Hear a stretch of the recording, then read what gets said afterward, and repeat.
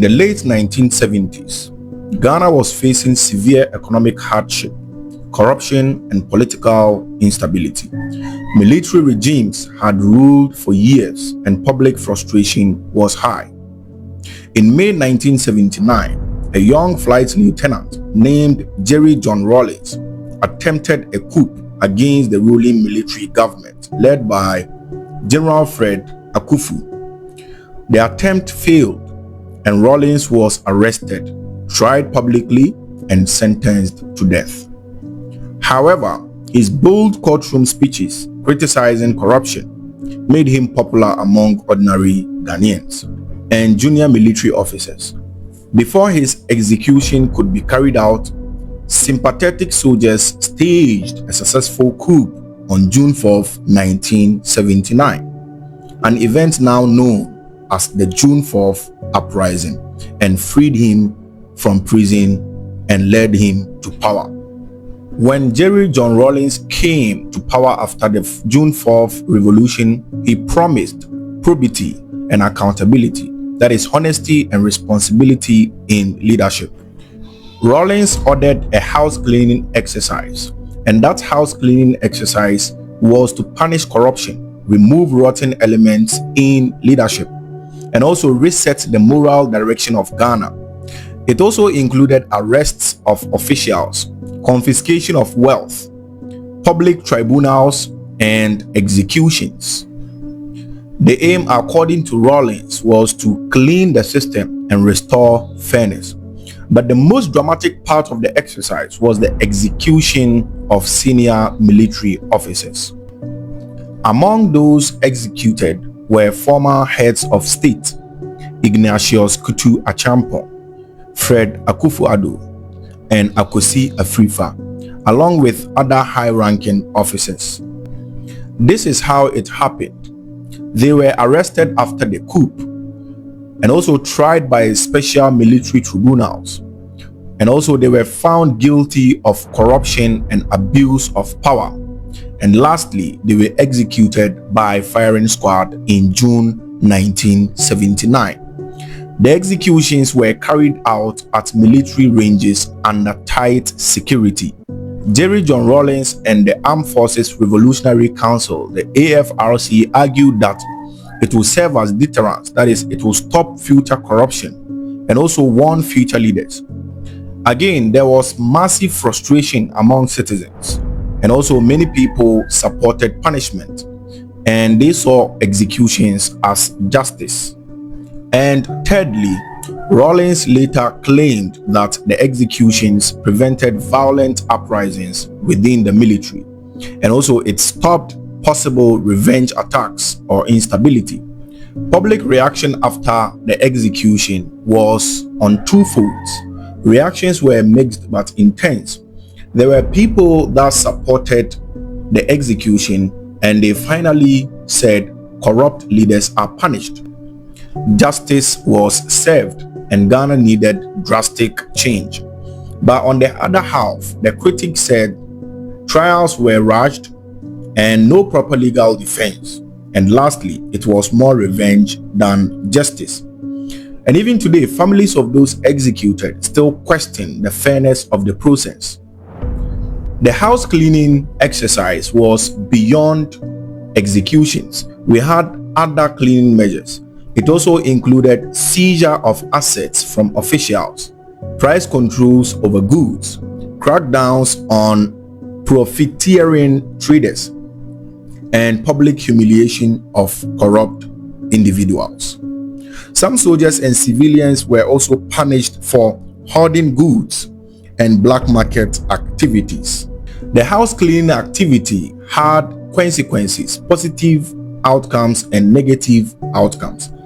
Part of the positive outcomes are fear of corruption increased and leaders became more cautious, and also it restored some public confidence. But the negative consequences were human rights concerns and culture of fear, loss of experienced leaders, and deep national division. The house cleaning shaped Ghana in major ways. accountability became a key expectation as part of the shaping. And also, Rawlings was known as a revolutionary anti-corruption leader, but also a harsh and uncompromising ruler. Until today, Ghanaians still debate that were the executions necessary or were they just unjust killings. And years later, Rawlings defended his actions, saying the country was on the brink of collapse and strong actions was required. However, he also acknowledged that some actions during the revolution were extreme. Despite the violence, Rawlings did something unusual for a coup leader. He handed power to a civilian government. On 24 September 1979, he transferred power to Hila Liman. This earned him respect both locally and internationally. But the civilian government struggled. There was high inflation and rising cost of living, shortages of basic goods like food, fuel, and medicine. There was widespread unemployment and also decline in cocoa production. Liman was seen as a calm and democratic leader, but critics viewed him as too slow and indecisive. And also, his government struggled to enforce discipline and control corruption. And there was a sense that the country needed stronger leadership during the crisis. This perception weakened public confidence in his administration. Although Liman personally was not widely seen as corrupt, but his government was accused of allowing corruption to grow, failing to punish wrongdoing effectively, and being disconnected from the struggles of ordinary citizens. This created frustration, especially among soldiers and young people. There was discontent in the military. Some of the soldiers were unhappy with poor conditions and low morale. Some believed the civilian government was ineffective, and Rawlings, who had previously led a coup in 1979, still had strong support among certain ranks. This dissatisfaction made it easier to organize another coup. Rawlings presented himself as a defender of the ordinary people and also anti-corruption and anti-elite. And lastly, committed to house cleaning, that is, removing corrupt officials. His message resonated with many who were frustrated within the system. There was weak civilian control over the military, and the Liman government failed to fully assert control over the armed forces. And secondly, they did not effectively neutralize coup threats. And lastly, they underestimated Rawlings' influence. This allowed Rawlings and his allies to act. And on 31st December 1981, Rawlings led a successful coup and overthrew Liman's government. He suspended the constitution and established the Provisional National Defense Council, the PNDC, ruling Ghana as a military leader until the early 1990s. After overthrowing Hila Liman in 1981, Rawlings ruled under the Provisional National Defense Council, and during that time, there was no political parties, no elections, constitution was suspended, and strong central control, and that lasted for about 11 years. Rawlings didn't suddenly become democratic. Several pressures pushed the change. Ghana's economy had collapsed in the early 1980s, and his government adopted reforms with the International Monetary Fund and the World Bank. These reforms stabilized the country, but people wanted political freedom alongside economic recovery. The pressures at that time were internal pressure and global pressure. With the internal pressure, students, workers, lawyers, and professionals demanded elections. And also civil society groups pushed for constitutional rule. And with the global pressures, the end of the Cold War led to a wave of democratization in Africa. And also donors increasingly expected political reforms, not just economic ones. Rawlings' government organized the transition itself. The National Commission for Democracy to consult citizens was set up. National discussions on governance was allowed, and also they drafted a new constitution. This meant the process was not a sudden surrender of power, but a planned shift. In 1992, a new constitution was approved by referendum, and there was multi-party politics that was being restored. And lastly, the Fourth Republic began. This is still Ghana's current constitutional system. And instead of Jerry John Rawlings stepping away, he retired from the military and formed the National Democratic Congress, that is the NDC, and again contested elections as a civilian candidate. In the 1992 elections, Rawlings won the presidency, and opposition parties accused the process of being unfair, and some boycotted parliamentary elections.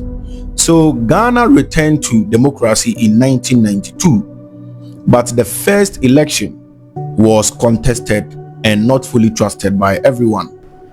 Democracy on itself became more solid over time. In 1996, elections were more widely accepted, and during that time, Rawlings won the elections again. And in 2000, Rawlings respected term limits. That is, you're supposed to serve for 2 terms, a total of 8 years, and power peacefully transferred to John Kufuor, the opposition presidential candidate that won the election in the year 2000. And that peaceful handover is one of the strongest proofs that democracy had taken root. So Rawlings, as a civilian president, he governed for 2 terms, a total of 8 years. His leadership during this period brought political stability, continued economic reforms, and growth in infrastructure and education. Most importantly, he respected the Constitution and stepped down after his second term in 2001, handing over the power to John Agyekum Kufuor. This peaceful transition strengthened Ghana's democracy and set an example for Africa. Jerry John Rawlings took the role as an influential political figure even out of office, and Rawlings remained powerful because he was the founder of the National Democratic Congress and continued to influence party direction and national debate. He often spoke publicly on corruption, governance, and accountability. However, he sometimes criticized his own political party leaders when he felt they strayed from his principles. This created tension within the NDC. Rawlings' interactions with later leaders were mixed. He supported some NDC governments, including John Atamo's. He later became critical of governance issues, even under the NDC rule, and occasionally clashed with John Mahama over party direction.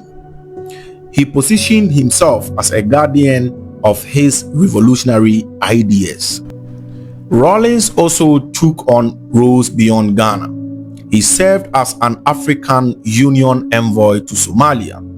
He spoke at international forums on governance and development, and also advocated for African unity and accountability in leadership. People continue to debate his legacy up until today. Supporters say he fought corruption and he stabilized Ghana's economy in the 1980s. And also he helped establish democracy. But critics say his early rule involved human rights abuses and executions.